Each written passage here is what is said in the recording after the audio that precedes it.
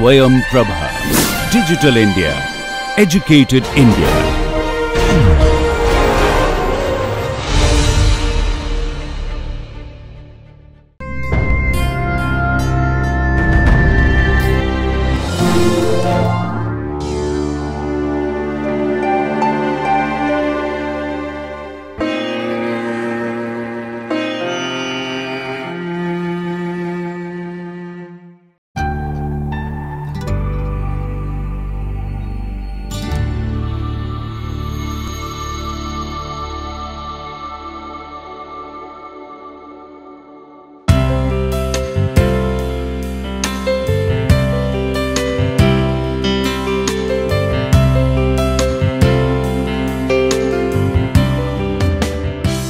Welcome friends once again to the module of NPTEL MOOC program entitled as International Trade Theories and Empirics.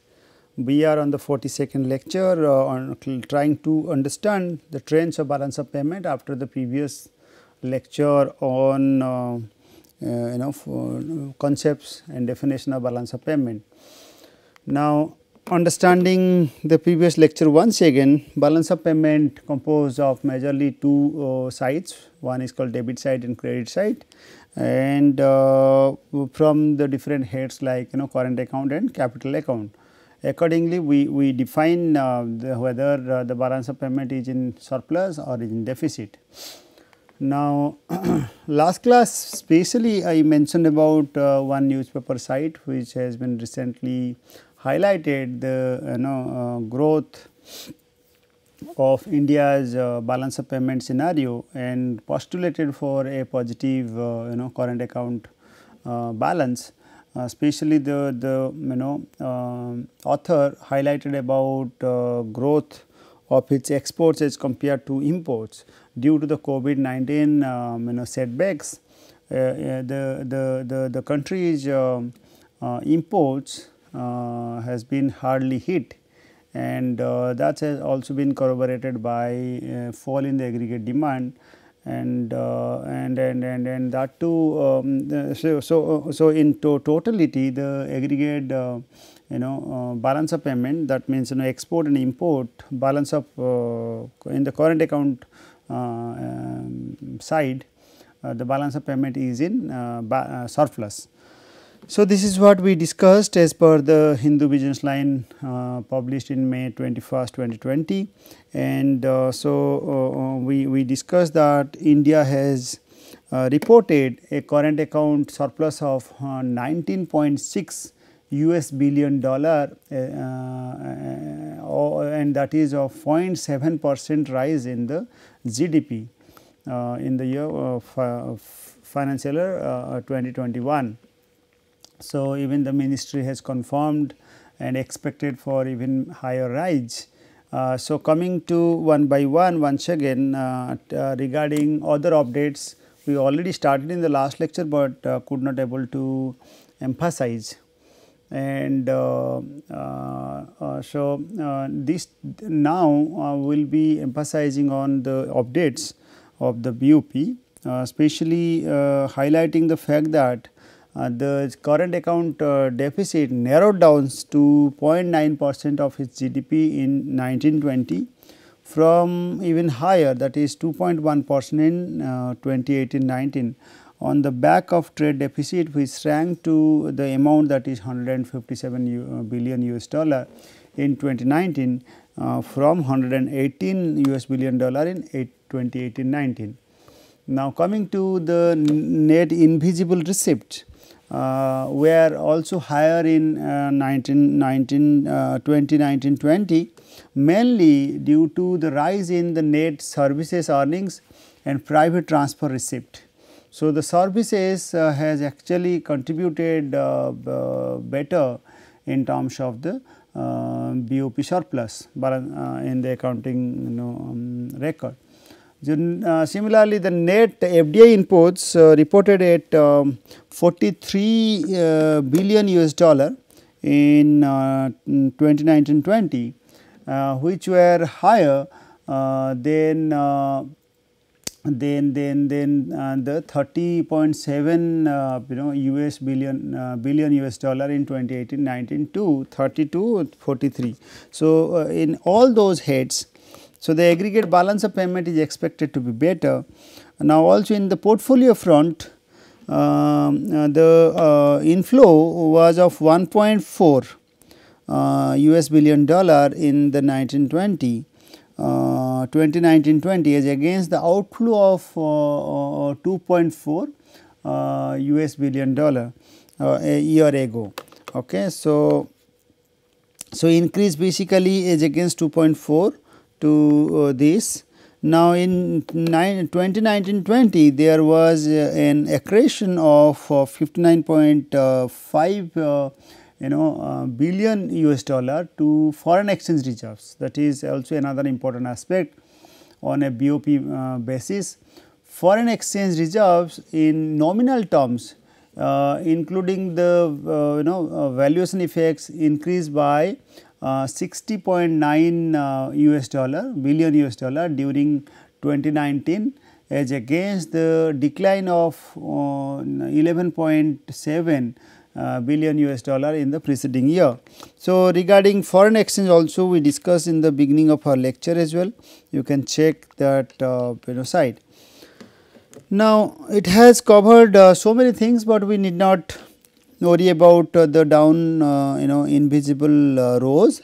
These are not so important, only we are concerned with the different heads in different time. Now, current account, it covers current account, it also covers if you just simply click here, it will be enlarged, and in red current account it covers capital account. Within current account, what are the different heads it covers? So, what are the credit side, what are the debit side, what is the net side? In 3 directions we get the value, and these can be these can be taken from RBI website. Okay. And within current account, that is entered as head A and also B. Within B is capital account, also includes financial transactions. Now, within current account it includes merchandise and invisibles. Invisibles largely services, and there are some invisibles also. Within invisibles we include services, then transfers, then also income channels, then investment income or compensation of employees, etc., are called invisible incomes. So, within services, but first of all current account includes merchandise trades and services. So, merchandise trades are basically the physical import and export items. Invisibles are the services, largely services. Services includes travel, then transportation, insurance, then GNI, basically it includes different indicators of the services, then some miscellaneous entries. Okay. Now, coming to there are, you can check all those details from the RBI website for better clarity. Now, regarding the understanding of the current account balance, we must focus our explanation to comparing other years. Like here is the chart from 1975 till 2019. 2019 it is here. All right. So, this is the source from World Bank. Okay, 75 till 2019. It indicates that the current account balance and its magnitude is at a high level. Now, 0 indicates your about balance. Okay, here is 0. The line more or less hovering around the 0, but especially from 2005 onwards, or you may say 2000 yes 5-6 onwards, and till to 2011 or 12, there has been a major problems in the balance of payment. Actually, the major fall is identified especially in the aftermath of bubble crisis that has come to the world economy, and especially in Western economy or US economy, due to the subprime crisis. So, the effect is also was also there to Indian economy due to its connection of financial transactions. Lehman Brothers, as you might have heard, was hardly hit, and even in Indian context, first company that was crashed in 2009, especially 9-10, that was Satyam. Okay. So, after that there was a major fall in the current account balance, and after that there was a steady rise, and again from 2015-16 onwards we have been experiencing a major problem in the balance of payment, especially in this head. Now, this World Bank also gives information about net capital account. The current account we have already checked, capital account in US dollar in PPP terms were also given now till to 2019. Now, in capital terms you can see there are surpluses also in different years, but now I think in the recent years there has been major negative aspects attached with the capital account. Okay, that is again very problematic to Indian context. Let us now examine the detailed trends of India's balance of payment. Okay, India's balance of payment is broadly divided into different years. If you simply check the history of India's balance of payment. Now, we divided the years into period 1, period 2, period 3, period 4, okay, and period 5. Out of that, first period we simply want to explain that it is also referred to as the time from 1975 to 76. So, that is the period called period of deceleration. Okay. That was due to very high imports, and that has caused the current account deficit to reach at 1.8%, and also very low foreign exchange reserves within RBI. Okay. And since it is called period of deceleration, I think you might have heard about the problems of India's post war period, post within our neighboring countries there are problems during that time, and also due to the political problem within the country has raised a concern for the deceleration. Now, in this another period, that is called period number 2, is also called a phase of transition. Okay, and that has been counted till 1979 till 80. Okay, till is written because the previous period is also counted as transition. Okay, so this is basically also called a golden years of BoP, because of the case that the BoP has experienced a surplus. This is also period 2 is also called a favorable year, and there were export of invisibles, and that has been resulted due to positive in the balance of payment due to the invisibles exports. Okay. The third phase is counted as called the further imbalances. Instead of balance imbalances, especially 1989-90 period, where there was major balance of payment problem within the country. So, 91 onwards India has taken a major stand to open up the economy to the world. The end of 80s, India experienced again problem of huge current account deficit of 1.3%. Okay, and Especially this was experienced, this is the period referred to as 6th plan period and 6th and 7th plan period. The current account deficit was of 1.3% and 2.2% respectively in these two plan period. So, that is the reason why it is called a further a stage of further imbalances. Now, the fourth period is counted as the period of stabilization from the earlier periods till 1995-96.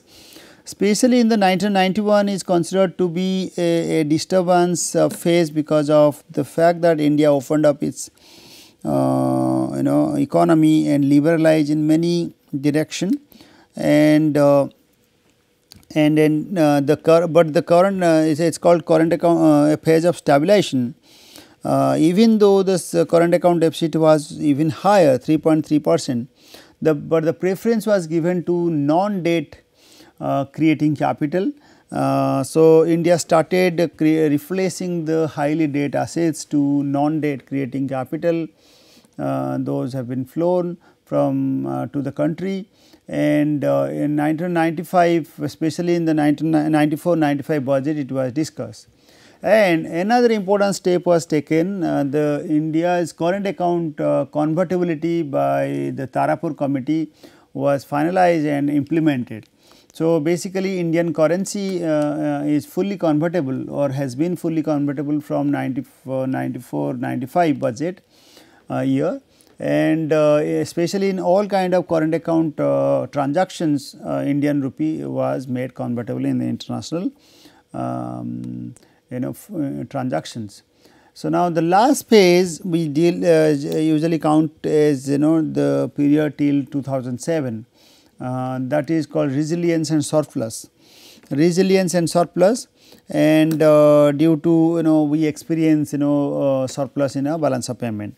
Then after 2007, though we have another setback in 2009 till 2014-15, but then 15 onwards another reverse trend is expected, but somehow due to COVID-19 the things are now in a different shape. We also try to check the current account deficit position in 2013 data and the current account deficit in 2013 to understand the recent changes with that change of the earlier history. The current account deficit was of 4.2% of GDP in that year. The average balance of trade deficit was running at minus of 15.91 billion US dollar per month. The share of manufacturing goods and engineering goods in export was only 41%. This needs to expand to at least 15 to 20% every year. Then as suggested by the committee, petroleum export similarly was of 169.4 billion US dollar, etc. You can follow it from the PPT. Checking the India's balance of payment position in 2013 to have a comparison with the earlier years, we mentioned that the net financial flow financial accounting balance was positive, but the net was in deficit. Okay. So far as financial account is concerned. So, it has been mentioned that India's bonds to be issued to international currency, I think that has already been issued to international community. Now, BoP position as of the end of March 2013, it was 105.552 billion US dollar in its capital account. Now, coming to the important points to be noted here is that India's CAD problem has been shaped by the factors of remittances by Indians working abroad and invisible especially for softwares and BPOs, but these factors are reliable and only under favorable circumstances. Similarly, there are other aspects like the tourism and transit facilities needs major boost for countries balance of payment scenario. And as I already mentioned in the last class that this is the data, we take it from today itself. I took it from Reserve Bank of India site, a website I have already suggested in the previous lecture. In the site we can check the July to September 2019 provisional estimate. Even the first quarter of 2020-21 has already been published. So, in the current account it is negative, and in the whereas you can just have in the B category, in the capital account it is positive. So, but in these two heads we have relatively higher capital account entries. So, there are also errors and omissions that makes it to the net changes in the balance of payment. All right. Now, coming to the discussion for another 2-3 minutes is on the last slide to be discussed is on causes of deficits and measures. We have already started discussion in the last class, but I mentioned to explain it in this lecture. So, when we have different phases of deficits, India has been consistently taking import substitution approaches, the facilitating the industries which could substitute the imports. Also taken, India has been very active in imposing restrictions which are of non-tariff types. So, the TBTs, technical barriers to trade, and SPS measures, sanitary and phytosanitary measures, are occupying higher percentage space out of the total restriction India raised in the world. Okay, so India has been defined as a very restrictive country, and that is helping the balance of payment front. Then next important aspects for deficits and its measures is extending assistance for export promotion, providing incentive for foreign exchange earning on account of invisibles. Then especially from 1991, India has put comprehensive strategy to improve its balance of payment scenario. Like fiscal and monetary disciplines have been in place. Control aggregate demand in this direction was important, and India has been promoting. Then coming to the exchange rate and foreign trade policy reforms, we have already discussed some of the few steps. Then structural reforms like deregulation and delicensing of the industries which promote imports. Then also it promotes competition through FDIs, FIIs were facilitated. Then financial sector reforms was required, and mobilization of exceptional financing is also necessary to measure our balance of payment. Many of the steps have been taken, and since this lecture is not targeted for each of the heads to be explained, so I am not putting a detailed discussion here. So, whenever it is required, we will go for it and explain. So, these are all aspects of balance of payment and its measure so far as trends of BoP is concerned. So, I will look forward to your participation in the next class on exchange rates. Okay. Thank you so much.